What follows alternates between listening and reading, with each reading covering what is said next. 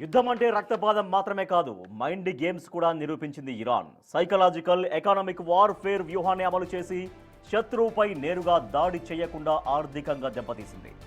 Dubai గగనతలంలో వేలాది flare డికాయ్స్తో మాయాజాలం సృష్టించి కేవలం కొన్ని నిమిషాల వ్యవధిలోనే యుఏఈ రక్షణ వ్యవస్థకు 830 కోట్ల రూపాయలు గండి కొట్టింది.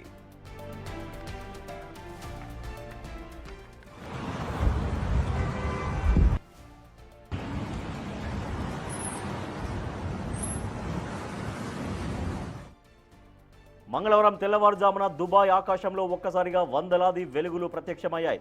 వాటిని గమనించిన యుఏఈ రక్షణ దళాలు ఇరాన్ నుండి భారీ స్థాయిలో క్షిపణులు దూసుకొస్తున్నాయని భావించాయి.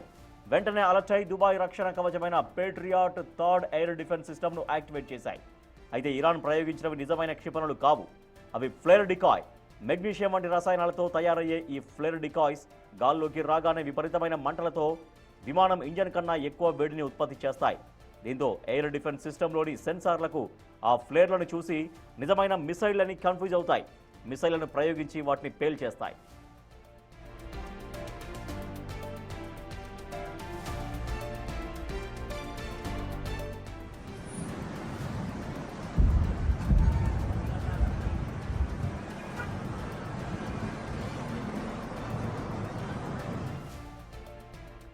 మంగళవారం తెల్లవారుజామున దుబాయ్పై ఇరాన్ ప్రయోగించిన డికాయ్ మిసైల్స్ సైతం గాల్లోకి వందలాది ఫ్లేర్ డికాయ్స్ని విడుదల చేశాయి.